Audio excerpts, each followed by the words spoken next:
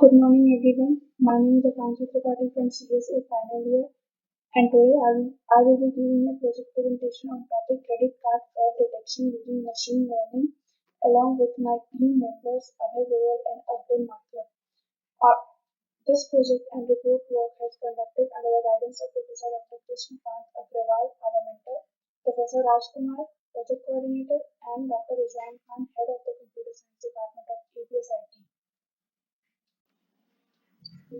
Now we will see the abstract of this project, means what is about this project. As we all know, technology is raising high and digital mode of transaction is one of the most increased form of technology. Online transaction is one of the digital modes of technologies. Speedy participation in online primarily based transactional activities is increasing the fraud cases and causes tremendous loss to the personal and financial business. This problem can be tackled with the help of machine learning using several methods of anomaly detection from the sklearn package. This problem includes analyzing old credit card transactions with the help of fraud data. This project will help us to know that any new transaction is fraud or not. The main aim of this project is to check 100% of the fraudulent transactions while lowering the incorrect fraud classifications. Now, introduction of this project.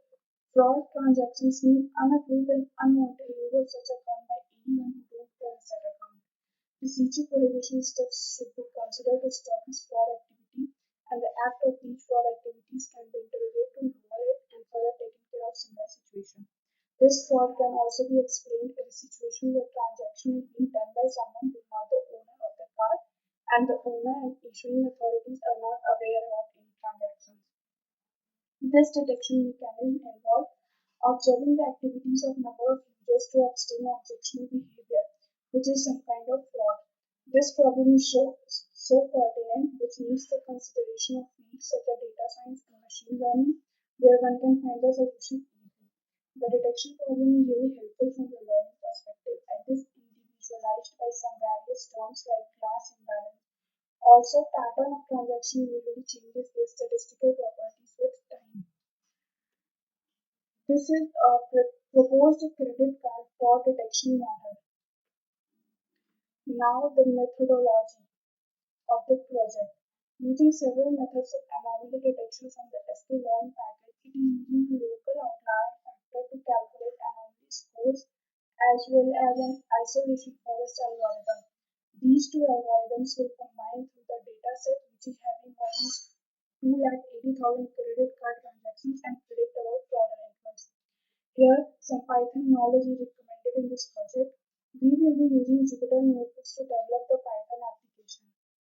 It has some valuable lessons about pre-processing datasets and also about the implementations of the multiple anomaly detection algorithm, being our local outlier factor and our isolation forest algorithm. Now, the problem statement of the project. The credit card fraud detection problem includes modeling past credit card transactions with the knowledge of the ones that turned out to be fraud. This model is then used to identify whether a new transaction is fraudulent or not. Our aim here is to detect 100% of the fraudulent transactions while minimizing the incorrect fraud classifications. Dataset analysis means we have taken our dataset of credit card fraud detection from Kaggle website. Observation. We have observed following things in this project, that the dataset is highly skewed, consisting of 492 frauds and a total of 284,807 observations. This resulted in only 0.172% fraud cases. The skewed set is justified by the lower number of fraudulent transactions. The dataset consists of numerical values from the 28 principal component analysis (PCA) transform features, namely V1 to V28. Furthermore, there is no metadata about the original features provided, so pre-analysis of feature study could not be done. The time and amount features are not transformed data. There is no missing value in the dataset. The following are the essential definitions in the current problem's context needed to understand the approaches mentioned later. If it is true positive, which means the fraud cases are the model predicted as fraud. If it is false positive means the non-fraud cases that the model predicted as fraud. If it is true negative means the non-fraud cases that the model predicted as non-fraud. If it is false negative means the fraud cases that the model predicted as non-fraud. Threshold cutoff probability means probability at which the true positive ratio and true negative ratio are both highest. It can be noted that this probability is minimal, which is reasonable as the probability of loss is low. Accuracy means the measure of correct predictions made by the model, that is, the ratio of fraud transactions classified as fraud and non-fraud classified as non-fraud to the total transactions in the test data. Sensitivity. Sensitivity or true positive rate or recall is the ratio of correctly identified fraud cases to total fraud cases. Specificity. Specificity or true negative rate is a ratio of correctly identifying non-fraud cases to total non-fraud cases. Precision. Precision is a ratio of correctly predicted fraud cases to total predicted fraud. Now we will see the implementations and results of this project here. In this project, we are going to be performing credit card fraud detection by using several different anomaly detection methods. This is such an incredible application of anomaly detection or outlier detection and is an interesting part of unsupervised machine learning. So we have credit card fraud detection dataset. We have downloaded this file and this is just a simple CSV file. It will download it as a zip file and we'll extract it and place it in whichever folder we are going to be completing this project in. So once this process will be completed, we will go ahead and use Anaconda to launch the Jupyter Notebook and we'll program our project in Python through Jupyter Notebook because that is a great way to make it transferable and work cross-platform. As per usual, we are going to be using NumPy, Pandas, Matplotlib and sklearn. I have these packages already installed. We will go ahead and import check to make sure that we are running the same versions of these. Now I'll do generic imports of all the libraries that I need and I'll also print off the version so that we know we are using the same one.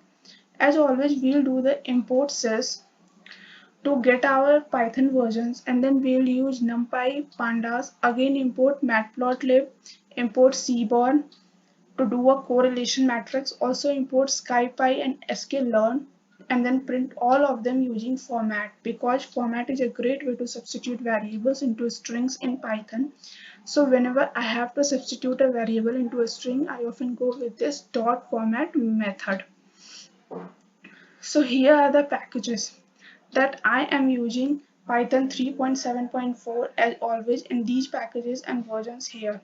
Now we will import the necessary packages like NumPy as np, Pandas as pd, Matplotlib pyplot as plt. We need pyplot for our graphical interface like matplotlib.pyplot as plt and seaborn as sns.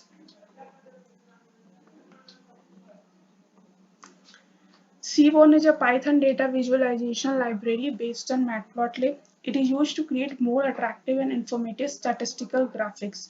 Matplotlib is a plotting library for the Python programming language and its numerical mathematics extension NumPy. Now we will do pwd, print name of working directory. This will show the directory of the project. Now we will load the dataset from the CSV file using pandas with the help of read CSV function. Now explore the dataset to have data values means to know what we are working with. The result is actually a PCA dimensionality reduction that was used in order to protect sensitive information in this data. For example, we don't want to expose the identity of individual who made the credit card transaction. We also don't want to expose stuff like location, but this is a time in a separation from previous transactions and amounts and then a class. Our class here is going to be a 0 for it's a valid normal credit card transactions and 1 for fraudulent transaction. Now using data.shape will tell, now using data.shape will tell that we have total 2,84,807 transactions with 31 column. Now using data.describe will tell us useful information about each column. So this gives the mean value, max value, count, etc. for each column. Here we can see that count is same for every parameter, which means that we are not missing any data here. Class is the important part, which is 2,84,28,40,000. Of these, we have maximum value 1, that's the fraud, and we have a minimum value 0, that's a standard.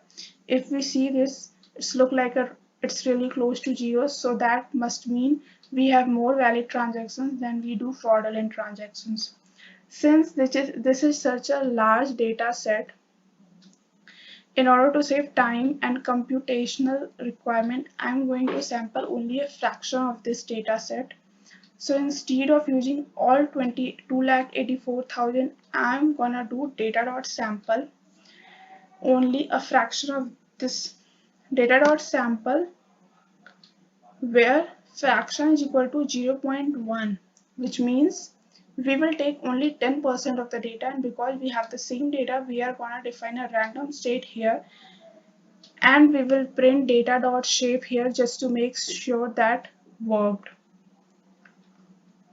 We have 2,84,081 still all of columns, but this is a much more reasonably sized data set to work with.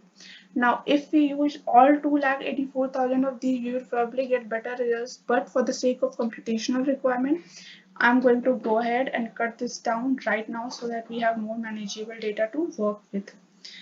Another way to do all this process visually is to plot a histogram of each parameter. This will be easy with the pandas data frame. We'll use data.hist and we'll define figure size, and then we'll use plt.show because this is going to be a pyplot work with matplotlib and pandas. Then we will have all our histograms here. As you can see, in all the histograms, most of these are clustered right around 0 with some fairly large outliers or maybe no outliers, and very few one values or fraudulent transactions in comparison to our valid transactions. This is a bit surprising, although it makes sense. That we should do is build a correlation matrix here to see if there's any strong correlations matrix between different variables in our dataset. This is going to tell us strong linear relationship between different variables in our dataset. This is going to tell us strong linear relationship which we could then use different linear methods to predict these. It's also going to show us which features are important for the overall classification. So here is our correlation matrix, our heat map diagram, and the pandas data frame, which is the type our data set is in right now. Then we just simply do a plot figure and figure size to make this nicer again. And we are also going to use Seaborn here, and this is going to turn our correlation matrix into a very nice visual display that is easy to read, and plt.show once again, and we'll have our correlation matrix with the heat map. So here we have a lot of values right here really close to 0.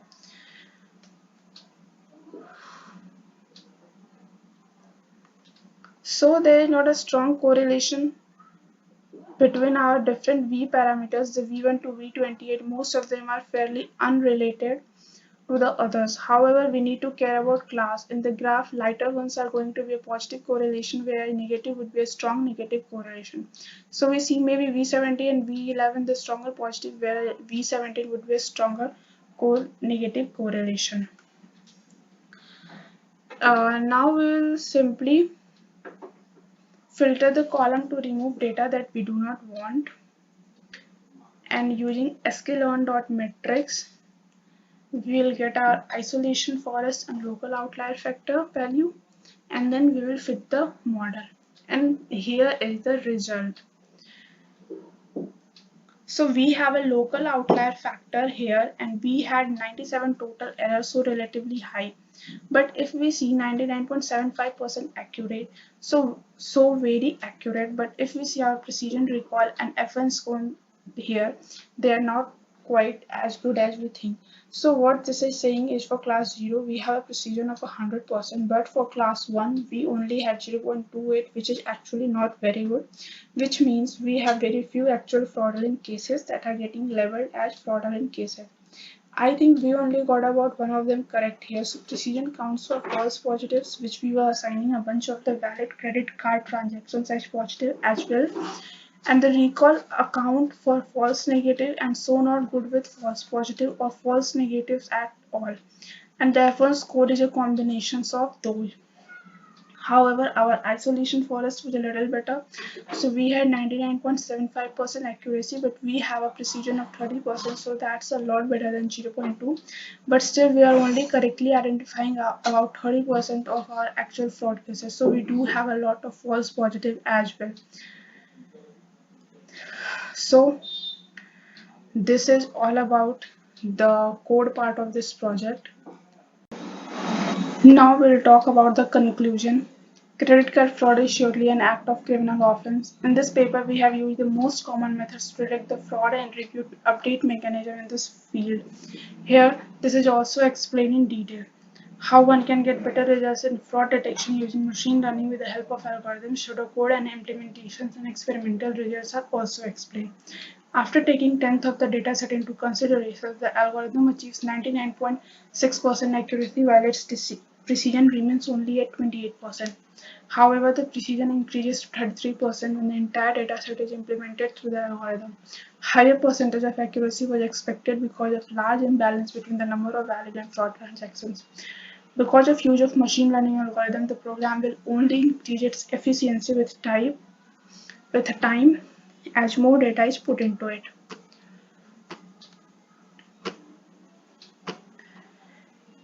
Now, our paper titled Credit Card Fraud Detection has been published in the journal JX80, that is Journal of Xi'an University of Architecture and Technology. These are the references that are being used in the project and the report work. Thank you. Thank you for your valuable time.